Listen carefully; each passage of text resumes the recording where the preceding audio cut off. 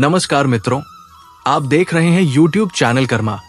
और यदि आपने अभी तक इस चैनल को सब्सक्राइब नहीं किया है तो अभी सब्सक्राइब कर लीजिए, क्योंकि यहाँ कही जाने वाली हर बात केवल कथा या कहानी नहीं होती, बल्कि वो जीवन के उस सत्य को उजागर करती है जिसे समझकर मनुष्य अपने दुख, अपने प्रश्न और अपने संघर्ष को एक नए दृष्टिकोण से देखने लगता है। मित्रों, आज का विषय ऐसा है जो हर उस इंसान के मन में कभी न कभी उठा है, जो जीवन में ईमानदारी से जीना चाहता है, जो सत्य के रास्ते पर चलने का साहस रखता है, जो किसी का बुरा नहीं चाहता, जो छलकपट से दूर रहकर जीवन जीना चाहता है। और फिर भी जब वही इंसान दुखों से घिर जाता है, जब वही इंसान बार बार टूटता है, जब वही इंसान हर दिन ईश्वर को याद करने के बाद भी पीड़ा झेलता है, तब उसके मन में ये प्रश्न उठता है कि आखिर ऐसा क्यों? क्या मैंने कुछ गलत किया? क्या सत्य पर चलना ही मेरी सबसे बड़ी भूल थी? क्या ईश्वर सिर्फ उन्हीं का साथ देते हैं जो झूठ, बेईमानी और स्वार्थ के रास्ते पर चलते हैं? यही प्रश्न मनुष्य को भीतर से तोड़ देता है, क्योंकि जब कोई व्यक्ति असत्य के मार्ग पर चलता है और उसे सुख मिलता है, तब भी उतनी पीड़ा नहीं होती जितनी पीड़ा तब होती है जब सत्य पर चलने के बावजूद जीवन में अंधकार छा जाता है। और यही वो क्षण है जहां से मनुष्य का आध्यात्मिक संघर्ष शुरू होता है। महाभारत, रामायण और गीता केवल ग्रंथ नहीं है, वे मनुष्य के इसी संघर्ष का दर्पण है। क्योंकि अगर हम ध्यान से देखें तो इतिहास में सबसे अधिक कष्ट उन्हीं लोगों को मिले जो सबसे अधिक सत्यनिष्ठ थे। युधिष्ठिर ने कभी झूठ नहीं बोला, फिर भी उन्हें अपना राज्य, अपना सम्मान और अपना सुख सब कुछ खोना पड़ा। श्री राम ने मर्यादा का पालन किया, फिर भी उन्हें वनवास मिला। सीता माता ने पतिव्रता धर्म निभाया, फिर भी उन्हें अग्नि परीक्षा देनी पड़ी। प्रहलाद ने केवल नारायण का नाम लिया, फिर भी उन्हें अपने ही पिता से अत्याचार सहना पड़ा। तो प्रश्न ये नहीं है कि सच्चे लोगों को दुख क्यों मिलता है, असली प्रश्न ये है कि दुख का अर्थ क्या है और ईश्वर दुख के माध्यम से मनुष्य को क्या सिखाना चाहते हैं। मनुष्य दुख को हमेशा दंड की तरह देखता है। उसे लगता है कि दुख किसी गलती का परिणाम है, जबकि सत्य यह है कि कई बार दुख किसी गलती का नहीं, बल्कि किसी महान सत्य के निकट होने का संकेत होता है। जैसे पहाड़ की चोटी पर पहुंचने से पहले रास्ता सबसे कठिन होता है, वैसे ही आत्मा जब अपने सत्य के निकट पहुंचती है तो जीवन उसे सबसे अधिक परखता है। गीता में श्री कृष्ण कहते हैं कि हे अर्जुन, संसार में जो दिखाई देता है वही सत्य नहीं होता, क्योंकि जीवन केवल वर्तमान क्षण का खेल नहीं है, ये अनेक जन्मों और कर्मों का प्रवाह है। और जो मनुष्य आज सत्य पर खड़ा है वो केवल इस जन्म का नहीं, बल्कि अनेक जन्मों का बोझ उठाए हुए होता है। इसलिए उसके जीवन में आने वाला दुख केवल आज का नहीं, बल्कि आत्मा की लंबी यात्रा का एक पड़ाव होता है। जब इंसान ये कहता है कि मैं तो रोज भगवान का नाम लेता हूं, फिर भी मुझे दुख क्यों मिलता है, तब वो अनजाने में ये मान लेता है कि ईश्वर भक्ति का भुगतान सुख से करते हैं, जबकि ईश्वर भक्ति का फल तुरंत सुख नहीं बल्कि दीर्घकालीन मुक्ति देते हैं। और ये मुक्ति मनुष्य को पहले भीतर से तोड़ती है, उसके भ्रम, उसकी आसक्ति, उसके मोह और उसके अहंकार को नष्ट करती है। सत्य पर चलने वाला व्यक्ति सबसे पहले अपने ही मन से लड़ता है, क्योंकि सत्य का मार्ग बाहरी नहीं बल्कि आंतरिक युद्ध है। और इस युद्ध में सबसे पहला शस्त्र दुख ही होता है, क्योंकि दुख ही वो शक्ति है जो मनुष्य को रुकने, सोचने और स्वयं से प्रश्न करने के लिए विवश करती है। सुख में इंसान आगे दौड़ता है, अधिक चाहता है और ईश्वर को भूल जाता है, लेकिन दुख में वह ठहरता है, पीछे देखता है और भीतर झांकता है। और यही भीतर झांकना आत्मा की पहली सीढ़ी है। ईश्वर हर व्यक्ति को दुख नहीं देते, वे दुख केवल उन्हें देते हैं जिनमें उसे सहने और उससे सीखने की क्षमता होती है। जैसे शिक्षक कठिन परीक्षा उसी विद्यार्थी को देता है जिसे वह योग्य समझता है, कमजोर को नहीं। और यही कारण है कि सत्य पर चलने वाले लोगों का जीवन बाहर से टूटता हुआ दिखाई देता है, लेकिन भीतर से वो धीरे धीरे मजबूत होता चला जाता है। मनुष्य अक्सर ये शिकायत करता है कि जो गलत करता है वही आगे बढ़ता है और जो सही करता है वही पीछे रह जाता है। लेकिन वो ये भूल जाता है कि आगे बढ़ना और ऊपर उठना एक जैसी बातें नहीं है। असत्य का मार्ग तेजी से आगे ले जाता है, लेकिन वो नीचे की ओर होता है, जबकि सत्य का मार्ग धीरे चलता है लेकिन ऊपर की ओर जाता है। और ऊपर की यात्रा हमेशा कठिन होती है। जब कोई व्यक्ति ईमानदारी से जीता है तो वो समाज के बनाए हुए झूठे नियमों में फिट नहीं बैठता, इसलिए समाज उसे ठुकराता है, उसे अकेला करता है, और वही अकेलापन दुख बनकर उसके जीवन में उतर आता है। लेकिन वही अकेलापन आगे चलकर आत्मबोध का द्वार भी बनता है। दुख केवल बाहरी परिस्थितियों का नाम नहीं है। दुख तब और गहरा हो जाता है जब मनुष्य को यह लगता है कि ईश्वर भी उसकी नहीं सुन रहे। लेकिन यही वो क्षण होता है जब ईश्वर सबसे अधिक निकट होते हैं, क्योंकि ईश्वर शोर में नहीं, मौन में बोलते हैं। और दुख मनुष्य को मौन की ओर ले जाता है। सत्य पर चलने वाला इंसान जब टूटता है तो वो लोगों से नहीं बल्कि अपने ही विश्वास से प्रश्न करता है, और यही प्रश्न उसे सामान्य मनुष्य से अलग कर देता है। क्योंकि आम इंसान सवालों से भागता है, लेकिन सच्चा इंसान सवालों से गुजरता है।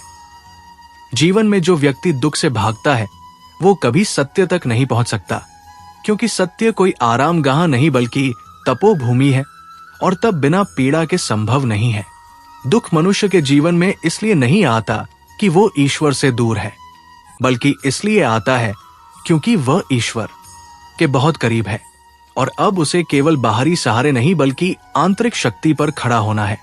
जब कोई व्यक्ति ये समझ लेता है कि दुख उसके जीवन का शत्रु नहीं बल्कि शिक्षक है, तभी उसका दृष्टिकोण बदलता है।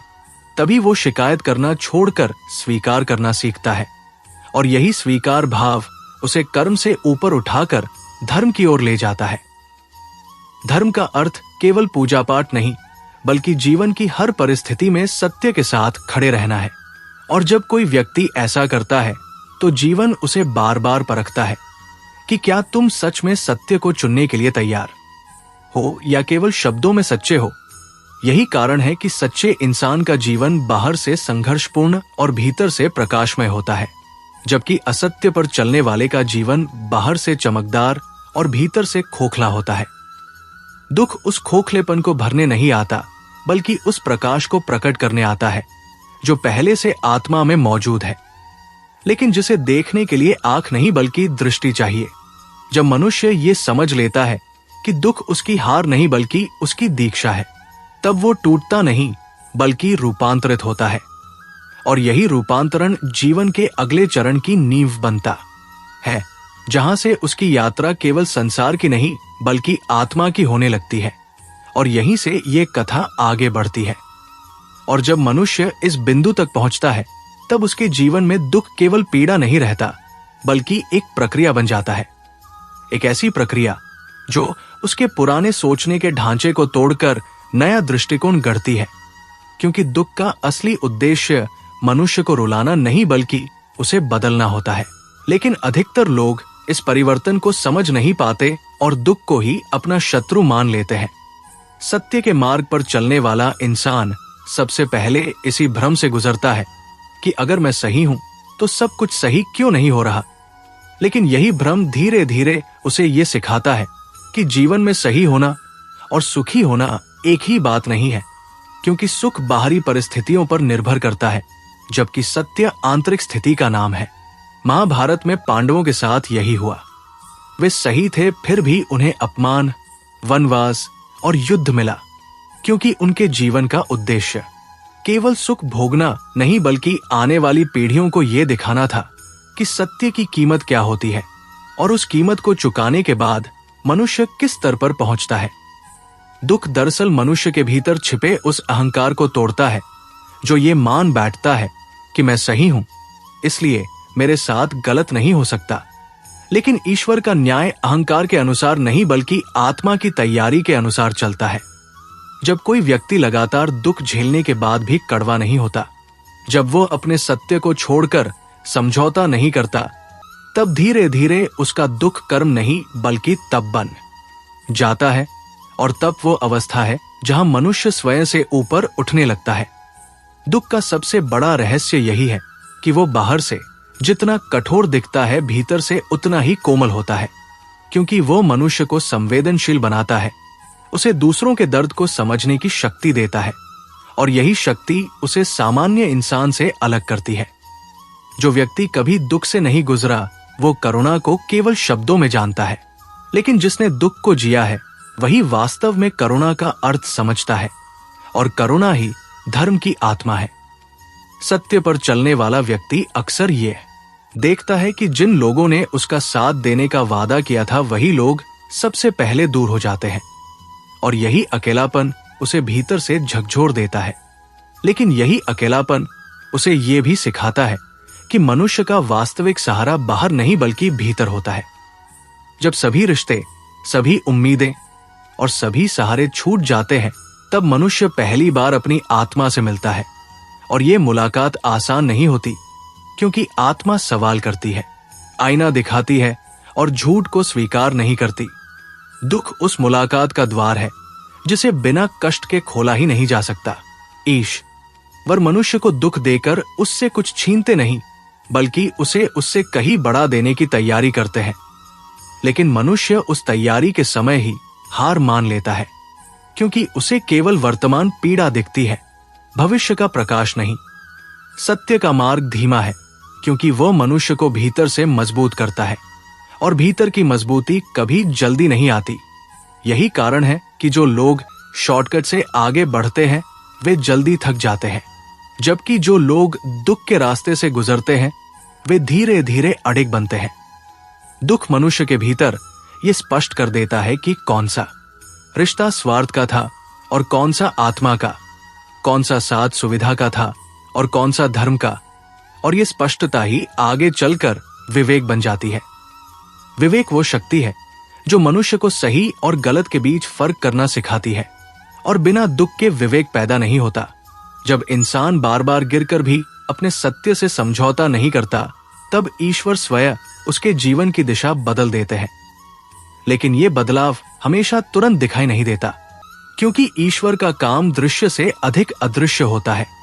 कई बार दुख इसलिए लंबा खिंचता है क्योंकि मनुष्य उसे केवल सह रहा होता है, समझ नहीं रहा होता, और जिस दिन वो समझना शुरू कर देता है उसी दिन दुख की तीव्रता कम होने लगती है। सत्य के मार्ग पर चलने वाले इंसान को यह समझना बहुत जरूरी है कि उसका जीवन उदाहरण बनने के लिए होता है, आराम पाने के लिए नहीं, क्योंकि संसार को वही व्यक्ति दिशा देता है जिसने अंधकार में भी दीप जलाए रखा। दुख उस दीप की लौ को तेज करने वाली हवा है जो कमजोर लौ को बुझा देती है, लेकिन मजबूत लौ को और उज्जवल बना देती है। जब कोई व्यक्ति दुख के बावजूद दूसरों के लिए अच्छा सोचता है, तब वो अपने कर्मों को शुद्ध करता है, और यही शुद्ध कर्म आगे चलकर उसके जीवन की सबसे बड़ी पूंजी बनते हैं। कर्म का नियम केवल दंड देने के लिए नहीं, बल्कि संतुलन बनाने के लिए होता है, और जो व्यक्ति सत्य के पक्ष में खड़ा रहता है उसका संतुलन देर से सही लेकिन अवश्य स्थापित होता है। दुख मनुष्य को समय का महत्व सिखाता है, क्योंकि जब सब कुछ ठीक होता है तब समय का मूल्य नहीं समझ आता, लेकिन जब हर पल भारी लगने लगे तब मनुष्य वर्तमान में जीना सीखता है, और वर्तमान में जीना ही आत्मिक जागरण की पहली अवस्था है। यही वो अवस्था है जहां मनुष्य ये समझने लगता है कि जीवन का उद्देश्य केवल दुख से बचना नहीं, बल्कि उसे सही अर्थ देना है। और जैसे जैसे ये समझ गहरी होती जाती है, वैसे वैसे मनुष्य का दुख बोझ नहीं बल्कि मार्गदर्शक बन जाता है, और यही मार्गदर्शक उसे उस मोड़ तक ले जाता है जहां से आगे की यात्रा केवल प्रश्नों की नहीं बल्कि उत्तरों की होने लगती है। और जब मनुष्य इस मोड़ पर पहुंचता है जहां दुख अब केवल पीड़ा नहीं बल्कि समझ बनने लगता है, तब उसके भीतर एक नई लड़ाई शुरू होती है। ये लड़ाई बाहर की परिस्थितियों से नहीं बल्कि भीतर उठने वाले उन विचारों से होती है जो बार बार उसे ये समझाने की कोशिश करते हैं कि थोड़ा झूठ बोल लेने में क्या बुराई है, थोड़ा समझौता कर लेने से क्या बिगड़ जाएगा। अगर सब लोग यही कर रहे हैं तो तुम क्यों अकेले सत्य का बोझ उठाए फिर रहे हो। और यहीं पर सत्य की असली परीक्षा शुरू होती है, क्योंकि सत्य पर चलना तब तक कठिन नहीं होता जब तक परिस्थितियां साथ दे रही हों, लेकिन जब सत्य ही दुख का कारण बनता दिखाई दे तब भी उसी के साथ खड़े रहना ही धर्म है। गीता में श्री कृष्ण अर्जुन से कहते हैं कि धर्म आसान नहीं होता, वो सुविधान नहीं बल्कि उत्तरदायित्व है, और जो व्यक्ति इस उत्तरदायित्व को स्वीकार करता है उसे अकेले चलने के लिए भी तैयार रहना पड़ता है। दुख मनुष्य को ये स्पष्ट दिखा देता है कि इस संसार में अधिकांश लोग सत्य के नहीं बल्कि लाभ के साथ होते हैं, और जैसे ही लाभ समाप्त होता है वैसे ही साथ भी समाप्त हो जाता है। यही कारण है कि सच्चे व्यक्ति के जीवन में रिश्तों की भी परीक्षा होती है, क्योंकि सत्य पर चलने वाला इंसान लोगों को खुश रखने के लिए नहीं बल्कि अपने अंतरात्मा को शांत रखने के लिए निर्णय लेता है। ऐसे निर्णय अक्सर अपनों को भी चुभते हैं, और वही चुभन आगे चलकर दूरी बन जाती है जिसे मनुष्य दुख कहता है, लेकिन वास्तव में वही दूरी उसे आत्मनिर्भर बनाती है। दुख मनुष्य से धीरे धीरे ये अपेक्षा छीन लेता है कि कोई आएगा और उसे समझेगा, कोई आएगा और उसका बोझ हल्का करेगा। और जब सारी अपेक्षाएं टूट जाती हैं तब मनुष्य पहली बार बिना सहारे खड़ा होना सीखता है, और यही खड़े होने की क्षमता उसे भीतर से स्वतंत्र बनाती है। स्वतंत्रता का अर्थ मनमानी नहीं बल्कि निर्भरता से मुक्ति है, और ये मुक्ति बिना दुख के संभव नहीं होती। सत्य का मार्ग मनुष्य से ये भी छीन लेता है कि लोग उसकी सराहना करें, क्योंकि सत्य अक्सर कड़वा होता है और कड़वे सत्य की सराहना कम ही होती है, लेकिन यही कड़वाहट आगे चलकर समाज के लिए औषधि बनती है। इतिहास गवाह है कि जिन लोगों ने सत्य कहा उन्हें पहले नकारा गया, तिरस्कृत किया गया और कष्ट दिए गए, लेकिन समय बीतने के बाद वही लोग मार्गदर्शक बने। दुख समय की वो कीमत है जो सत्य को चुकानी पड़ती है ताकि वो स्थायी बन सके। मनुष्य अक्सर ये भूल जाता है कि तत्काल मिलने वाला सुख क्षणिक होता है, जबकि देर से मिलने वाला सत्य स्थायी होता है, और स्थायी चीजें हमेशा देर से ही आती है। दुख मनुष्य को धैर्य सिखाता है, लेकिन यही कड़वाहट आगे चलकर समाज के लिए औषधि बनती है। इतिहास गवाह है कि जिन लोगों ने सत्य कहा उन्हें पहले नकारा गया, तिरस्कृत किया गया और कष्ट दिए गए, लेकिन समय बीतने के बाद वही लोग मार्गदर्शक बने। दुख समय की वो कीमत है जो सत्य को चुकानी पड़ती है ताकि वो स्थायी बन सके। मनुष्य अक्सर ये भूल जाता है कि तत्काल मिलने वाला सुख क्षणिक होता है, जबकि देर से मिलने वाला सत्य स्थायी होता है, और स्थायी चीजें हमेशा देर से ही आती है। दुख मनुष्य को धैर्य सिखाता है, और धैर्य वो शक्ति है जो समय से पहले टूटने नहीं देती। जो व्यक्ति दुख में भी अधीर नहीं होता, जो परिणाम की चिंता छोड़कर कर्म करता है, वही वास्तव में गीता के कर्मयोग को जीता है। कर्मयोग का अर्थ ये नहीं कि दुख नहीं आएगा, बल्कि ये है कि दुख आने पर भी कर्म का मार्ग नहीं छोड़ा जाएगा। जब इंसान ये समझ लेता है कि उसका कर्तव्य परिस्थितियों से नहीं बदलता, तभी वो दुख से ऊपर उठना शुरू करता है। दुख के बीच भी अगर मनुष्य सत्य बोलना नहीं छोड़ता, किसी के प्रति द्वेष नहीं पालता और ईश्वर के प्रति कटु नहीं होता, तो वही दुख उसके लिए सीढ़ी बन जाता है। धीरे धीरे उसके भीतर एक स्थिरता जन्म लेती है, ऐसी स्थिरता जिसे बाहरी उतार चढ़ाव हिला नहीं पाते। यही स्थिरता आगे चलकर आत्मबल बनती है, और आत्मबल ही वो शक्ति है जिससे मनुष्य संसार में रहते हुए भी संसार से बंधा नहीं रहता। दुख मनुष्य को ये सिखा देता है कि वास्तविक हार परिस्थितियों से हारना नहीं बल्कि अपने मूल्यों से समझौता करना है। और जब कोई व्यक्ति ये निर्णय कर लेता है कि चाहे जो हो जाए वो अपने सत्य को नहीं छोड़ेगा, तब दुख उसे तोड़ना बंद कर देता है और उसे गढ़ना शुरू कर देता है। यही से मनुष्य के जीवन में घटनाएं भले न बदलें, लेकिन उसकी दृष्टि बदलने लगती है, और जब दृष्टि बदलती है तब वही दुख जो पहले अभिशाप लगता था अब शिक्षा प्रतीत होने लगता है, और इसी बदली हुई दृष्टि के साथ उसकी यात्रा आगे बढ़ती है। और जैसे जैसे मनुष्य की दृष्टि बदलती जाती है, वैसे वैसे उसे यह भी समझ आने लगता है कि दुख केवल परिस्थितियों का खेल नहीं बल्कि कर्म और चेतना का संवाद है। क्योंकि हर दुख के पीछे कोई न कोई कारण नहीं बल्कि कोई न कोई उद्देश्य छिपा होता है। लेकिन मनुष्य कारण ढूंढता है, जबकि ईश्वर उद्देश्य देते हैं। जब कोई व्यक्ति सत्य पर चलता है तो वो केवल अपने वर्तमान जीवन के नियमों से नहीं बल्कि अपने पूर्व जन्मों के कर्मों से भी टकराता है। क्योंकि आत्मा की यात्रा एक जन्म में शुरू होकर एक जन्म में समाप्त नहीं होती, वो अनंत काल तक चलने वाली प्रक्रिया है।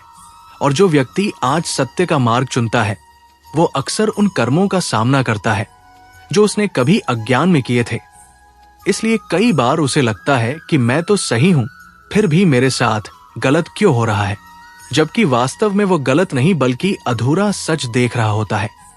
गीता में श्री कृष्ण कहते हैं कि मनुष्य को केवल कर्म करने का अधिकार है, फल पर नहीं, क्योंकि फल केवल इस जन्म का नहीं बल्कि अनेक जन्मों का मिश्रण होता है।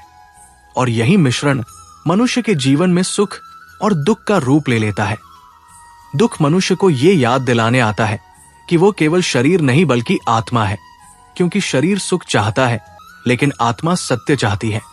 और जब आत्मा सत्य की ओर बढ़ती है तो शरीर को दुख का अनुभव होता है। यही कारण है कि जो व्यक्ति केवल शरीर के स्तर पर जीता है उसे दुख असहनीय लगता है, लेकिन जो व्यक्ति आत्मा के स्तर पर जीना सीख लेता है उसके लिए दुख भी साधना बन जाता है। महाभारत में भीष्म पितामह को देखिए, उन्होंने जीवन भर सत्य और व्रत का पालन किया, लेकिन अंत में उन्हें शरशय्या पर लेटना पड़ा। क्या ये ईश्वर का अन्याय था? नहीं, वो सत्य की अंतिम परीक्षा थी, क्योंकि भीष्म जानते थे कि उनका दुख व्यक्तिगत नहीं बल्कि धर्म की स्थापना के लिए है। दुख का एक और रहस्य यह है कि वो मनुष्य को अकेला करता है, क्योंकि भीड़ में मनुष्य अपने भीतर की आवाज नहीं सुन पाता, लेकिन अकेलेपन में वो पहली बार स्वयं से बात करता है। और यही संवाद आत्मज ज्ञान की शुरुआत है। जब कोई व्यक्ति बार बार ठोकर खाता है तो उसके भीतर ये प्रश्न उठता है कि क्या मैं ही गलत हूं या दुनिया ही गलत है। और यही प्रश्न उसे सामान्य सोच से ऊपर उठाकर दार्शनिक सोच की ओर ले जाता है। जो व्यक्ति कभी दुख से नहीं गुजरा वह जीवन को केवल सुविधा की दृष्टि से देखता है, लेकिन जिसने दुख को जिया है वही जीवन को अर्थ की दृष्टि से देखता है। दुख मनुष्य के भीतर छिपे हुए मोह को तोड़ता है, क्योंकि मोह वह जाल है जिसमें मनुष्य ये मान लेता है कि जो मेरे पास है वही स्थायी है। लेकिन दुख उसे याद दिलाता है कि संसार में कुछ भी स्थायी नहीं है, न रिश्ते, न पद, न धन, न सम्मान। और जब ये बोध गहरा हो जाता है तब मनुष्य धीरे धीरे वैराग्य की ओर बढ़ने लगता है। वैराग्य का अर्थ संसार छोड़ना नहीं बल्कि संसार से अत्यधिक आसक्ति छोड़ना है, और यही वैराग्य मनुष्य को भीतर से मुक्त करता है। दुख मनुष्य को यह भी सिखाता है कि ईश्वर को याद करना और ईश्वर पर भरोसा करना दो अलग बातें हैं, क्योंकि अधिकतर लोग सुख में ईश्वर को याद करते हैं लेकिन दुख में उनसे शिकायत करते हैं, जबकि सच्चा भक्त वो होता है जो दुख में भी ईश्वर पर विश्वास नहीं छोड़ता। जब कोई व्यक्ति ये कह पाता है कि हे प्रभु, मैं नहीं जानता कि आप मुझे क्यों तोड़ रहे हैं, लेकिन मैं ये जानता हूं कि आप मुझे व्यर्थ नहीं तोड़ रहे, तब उसके भीतर भक्ति का नया स्तर जम लेता है। यही स्तर उसे कर्म से ऊपर उठाकर समर्पण की ओर ले जाता है, और समर्पण वो अवस्था है जहां मनुष्य परिणाम की चिंता छोड़कर केवल सत्य पर टिक जाता है। दुख मनुष्य के भीतर छिपे डर को भी उजागर करता है, क्योंकि जब सब कुछ ठीक चलता है तब डर दिखाई नहीं देता, लेकिन जैसे ही परिस्थितियां बिगड़ती है वैसे ही मनुष्य को अपने खोने का डर सताने लगता है, और यही डर उसे ये समझने पर मजबूर करता है कि उसने अपने जीवन को कितनी चीजों पर आधारित कर रखा था। सत्य का मार्ग मनुष्य को यह सिखाता है कि वह अपने जीवन को बाहरी आधारों पर नहीं बल्कि आंतरिक मूल्यों पर टिकाए, और जब वो ऐसा करता है तब उसका जीवन भले ही कठिन हो जाता है लेकिन उसका अस्तित्व मजबूत हो जाता है। दुख का सबसे बड़ा लाभ यह है कि वो मनुष्य को नकाबों से मुक्त करता है, क्योंकि सुख में हर कोई अच्छा दिखता है लेकिन दुख में ही असली चेहरे सामने आते हैं। और जब मनुष्य ये देखता है कि कौन उसका है और कौन नहीं, तब उसके भीतर एक गहरी स्पष्टता जन्म लेती है। यही स्पष्टता उसे भावनात्मक रूप से परिपक्व बनाती है, क्योंकि वो समझ जाता है कि हर कोई उसके साथ हमेशा नहीं चल सकता, और ये समझ उसे कड़वा नहीं बल्कि बुद्धिमान बनाती है। दुख मनुष्य को यह भी सिखाता है कि जीवन में हर प्रश्न का उत्तर बाहर नहीं मिलता कुछ उत्तर केवल भीतर ही मिलते हैं, और भीतर के उत्तर पाने के लिए मनुष्य को बाहर की दुनिया से थोड़ी दूरी बनानी पड़ती है। यही दूरी धीरे धीरे उसे आत्मा के करीब ले जाती है, और जब वो आत्मा के करीब आता है तब उसे ये अनुभव होता है कि जिस दुख से वो डरता था वही दुख उसे उस सत्य के करीब ला रहा था जिसे वो जीवन भर खोज रहा था। और इसी अनुभव के साथ उसकी यात्रा और भी गहरी होने लगती है, क्योंकि अब वो दुख से भागता नहीं बल्कि उसे समझने की कोशिश करता है, और यही समझ उसे उस स्तर तक ले जाने लगती है जहां से आगे जीवन केवल संघर्ष नहीं बल्कि अर्थ की खोज बन जाता है। और जब मनुष्य इस अवस्था तक पहुंचता है जहां वो दुख से भागना नहीं बल्कि उसे समझना सीख लेता है, तब उसके भीतर एक बहुत सूक्ष्म लेकिन निर्णायक परिवर्तन शुरू होता है, क्योंकि अब दुख उसके जीवन का बोझ नहीं बल्कि उसका शिक्षक बन चुका होता है।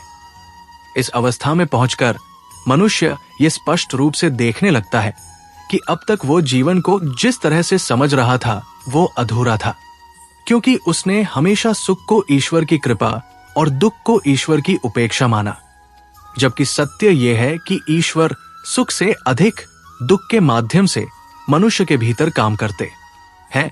सुख मनुष्य को बाहरी दुनिया से जोड़ता है, जबकि दुख उसे भीतर की ओर मोड़ देता है, और जो व्यक्ति भीतर की ओर मुड़ना सीख लेता है वही वास्तव में आत्मिक यात्रा शुरू करता है।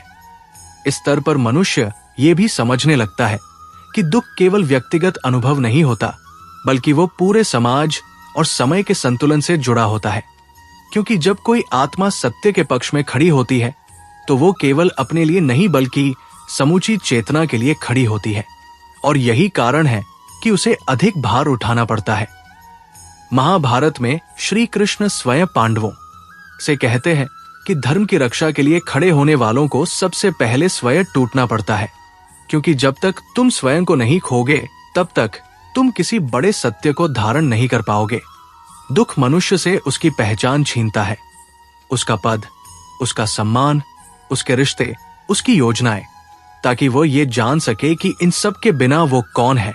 और यही जानना आत्मज्ञान की सबसे पहली शर्त है। जब सब कुछ छिन जाता है और फिर भी मनुष्य जीवित रहता है, तब उसे ये बोध होता है कि जो कभी छिना ही नहीं वही उसका वास्तविक स्वरूप है। इस अवस्था में पहुंचकर मनुष्य ये भी समझता है कि जीवन में हर दुख किसी न किसी मोह से जुड़ा होता है, क्योंकि जहां आसक्ति होती है वही पीड़ा जन्म लेती है, और जब दुख बार बार किसी विशेष स्थान से आता है तब वो संकेत होता है कि वही कहीं आत्मा बंधी हुई है।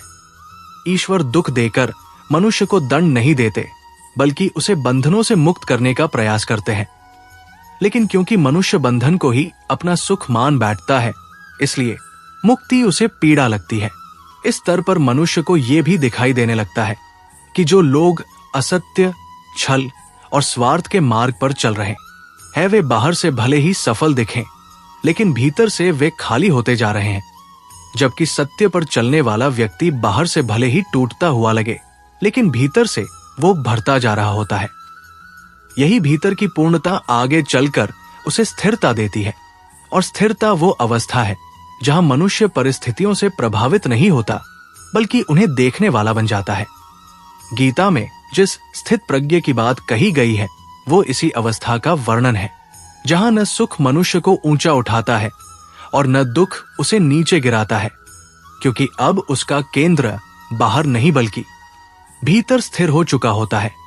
दुख इस स्थिरता तक पहुंचने का सबसे कठोर लेकिन सबसे सच्चा मार्ग है, क्योंकि वो मनुष्य को बार बार तोड़कर ये देखता है कि क्या वो अब भी अपने सत्य पर खड़ा है या नहीं। इस अवस्था में मनुष्य के भीतर एक गहरी शांति जम लेने लगती है, लेकिन ये शांति सुख से पैदा नहीं होती बल्कि स्वीकार से पैदा होती है, क्योंकि अब वो ये मान लेता है कि जो हो रहा है वो केवल उसके समझ के बाहर है, गलत नहीं। यही स्वीकार भाव उसे ईश्वर के और निकट ले जाता है, क्योंकि ईश्वर से दूरी शिकायत से बनती है और निकटता समर्पण से।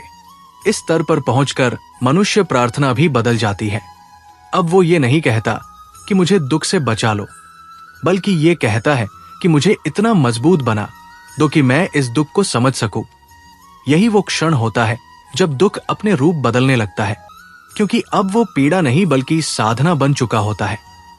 साधना का अर्थ मंदिर में बैठना नहीं, बल्कि जीवन की हर परिस्थिति में सजग रहना है। और जो व्यक्ति दुख में भी सजग रहना सीख लेता है, वही वास्तव में जागृत कहलाता है। इस जागृति के साथ मनुष्य ये भी समझने लगता है कि उसका जीवन केवल उसकी व्यक्तिगत कहानी नहीं बल्कि एक उदाहरण है, और उदाहरण बनने के लिए जीवन को साधारण नहीं बल्कि अर्थपूर्ण होना पड़ता है। अर्थपूर्ण जीवन हमेशा आसान नहीं होता, लेकिन वो भीतर से इतना समृद्ध होता है कि बाहरी कठिनाइयां उसे छोटा नहीं कर पाती। यही वो अवस्था है जहां से मनुष्य की यात्रा एक नए आयाम में प्रवेश करती है, क्योंकि अब वो ये नहीं पूछता कि मेरे साथ ऐसा क्यों हुआ, बल्कि ये पूछता है कि अब मुझे क्या बनना है। और यही प्रश्न उसे उस अंतिम सत्य की ओर ले जाने लगता है जहां दुख और सुख दोनों अपने अर्थ खो देते हैं और केवल चेतना शेष रह जाती है। और इसी बिंदु पर पहुंचकर मनुष्य पहली बार ये अनुभव करता है कि दुख कभी भी उसका शत्रु नहीं था, बल्कि वह तो उसके जीवन की सबसे सच्ची कृपा था। क्योंकि अगर दुख न आता तो वो कभी ये नहीं जान पाता कि वो केवल शरीर, नाम, रिश्ते और परिस्थितियां नहीं है, बल्कि एक चेतन आत्मा है जो इन सब के बीच यात्रा कर रही है। जब इंसान इस सत्य को समझ लेता है, तब उसके जीवन की सबसे बड़ी शिकायत समाप्त हो जाती है, क्योंकि अब वो ईश्वर से ये नहीं पूछता कि आपने मुझे दुख क्यों दिया, बल्कि यह समझ जाता है कि अगर आपने मुझे चुना है तो अवश्य मुझमें उसे सहने और उससे ऊपर उठने की क्षमता भी दी होगी। यही समझ मनुष्य को पीड़ित से साधक बना देती है, और साधक वो होता है जो हर अनुभव से सीख लेता है, चाहे वो सुख हो या दुख। महाभारत का यही अंतिम संदेश है कि धर्म का मार्ग कभी भी सीधा, सरल या सुविधाजनक नहीं होता, लेकिन वही मार्ग अंततः मनुष्य को भीतर से मुक्त करता है। क्योंकि सत्य पर चलने वाला इंसान भले ही संसार में कई बार हारे, ठुकराया जाए, अकेला पड़े, लेकिन वो अपनी आत्मा के सामने कभी पराजित नहीं होता। दुख दरअसल जीवन की वह परीक्षा है जिसमें अंक नहीं बल्कि चरित्र बनता है, और जो व्यक्ति इस परीक्षा में ईमानदारी से खड़ा रहता है, वही धीरे धीरे उस अवस्था में पहुंचता है जहां न तो प्रशंसा उसे अहंकारी बनाती है और न ही अपमान उसे तोड़ पाता है। इस अवस्था में पहुंचकर मनुष्य ये भी देख पाता है कि जिन लोगों को वो सुखी समझ रहा था, वे भीतर से कितने अशांत हैं, और जिन लोगों को वो दुखी समझ रहा था, वे भीतर से कितने शांत हैं। क्योंकि वास्तविक शांति परिस्थितियों से नहीं बल्कि स्वीकार से जन्म लेती है। सत्य पर चलने का सबसे बड़ा पुरस्कार यही है कि मनुष्य स्वयं के साथ जीना सीख लेता है। उसे झूठे सहारों, दिखावटी रिश्तों और बाहरी मान्यताओं की आवश्यकता नहीं रहती, क्योंकि अब उसका केंद्र स्थिर हो चुका होता है। यही स्थिरता उसे कर्म करते हुए भी बंधन से मुक्त रखती है, और यही मुक्ति गीता का अंतिम उपदेश है।